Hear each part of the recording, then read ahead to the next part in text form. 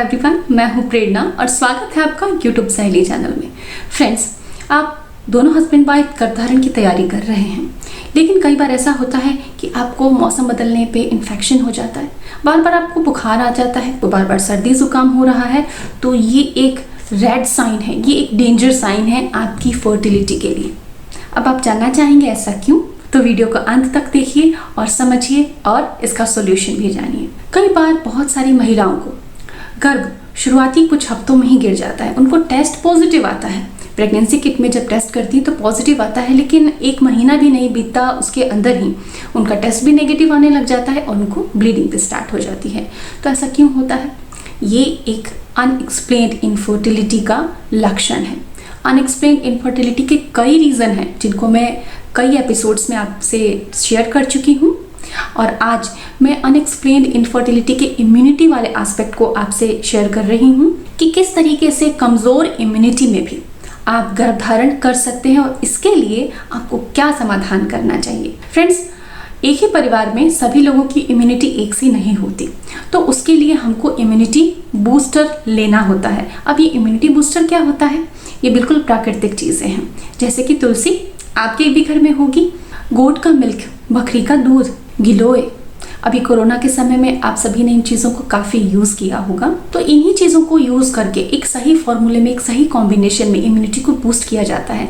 क्योंकि फ्रेंड्स, अगर इम्यूनिटी कमज़ोर है तो स्टडीज़ से सिद्ध हुआ है, स्टडीज़ में ये देखा गया है कि जिन महिलाओं की इम्यूनिटी कमज़ोर थी उनकी यूट्रस की लाइनिंग अच्छे से तैयार नहीं होती, और अगर यूट्रस की लाइनिंग अच्छे से तैयार नहीं होगी तो गर्भ बार बार गिर जाएगा। चाहे आपका एक फर्टिलाइजिंग क्यों ना हो रहा हो, वो अगर इम्प्लांट ठीक से नहीं होगा, बच्चेदानी की लाइनिंग अच्छे से नहीं बनेगी तो वो बार बार गिर जाएगा। तो इसके लिए प्लेटलेट्स काउंट का रोल बहुत इंपॉर्टेंट होता है।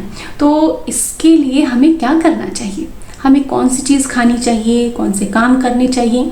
तो हेल्दी लाइफस्टाइल का रोल बहुत ज़्यादा है। आप जंक फूड ना खाएं, आप कोल्ड ड्रिंक्स ना पिएं, आप मैदा शक्कर की चीज़ों का प्रयोग ना करें। तो मैं आपको भी यही सलाह दूंगी कि इम्यूनिटी को बूस्ट करने के लिए नेचुरल चीज़ें आप लीजिए, क्योंकि मैं अपनी फैमिली को भी देती हूँ जिसकी इम्यूनिटी वीक है, उनको इम्यूनिटी बूस्टर देना ज़रूरी होता है।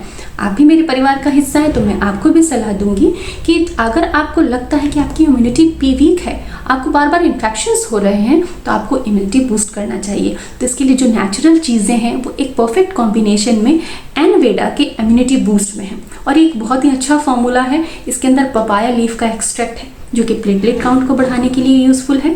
इसके अंदर तुलसी की पत्तियों का एक्सट्रैक्ट है जो कि इन्फेक्शन से बचाता है, जो रिपीटेड इन्फेक्शंस हमको होते हैं उनसे हमको बचाता है।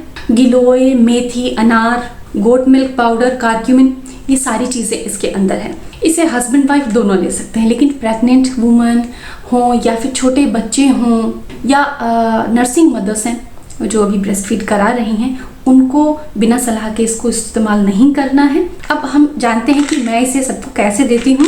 तो इसके अंदर जो कैप्सूल्स हैं वो इस तरीके से हैं, और डेली इसको 2 बार खाना है, एक बार नाश्ते के बाद और एक बार डिनर के बाद। डेली 2 कैप्सूल आपको लेनी है, और जब भी आपको लगता है इम्यूनिटी लो होती है मेरे स्पेसिफिक टाइम पीरियड में, उस समय इसको आप कंटिन्यू लीजिए। और अभी मानसून का समय है, इस समय कई लोगों को इन्फेक्शन होते हैं, बार बार इन्फेक्शन होते हैं, सर्दी जुकाम लगता है, तो ये बहुत सही समय है इसको स्टार्ट करने का। आपको इसे पीरियड के 4th डे से कंटिन्यू 20 डेज तक लेना चाहिए। अगर आपको लगता है कि आपकी इम्यूनिटी बूस्ट नहीं हो रही है तो इन दिनों में आप इसका इस्तेमाल कीजिए, और डेफिनेटली आपको अपनी सेहत में, अपनी इम्यूनिटी में इम्प्रूवमेंट देखेगा। आपको बार बार इन्फेक्शंस होंगे ही नहीं, आपको छोटी छोटी चीज़ें परेशान करेंगी ही नहीं। तो फ्रेंड्स, बार बार गर्भ ठहर के कुछ ही हफ्तों में गिर जाने की प्रॉब्लम जो है आपकी इस तरीके से सॉल्व हो सकती है अगर आपकी इम्यूनिटी वीक है।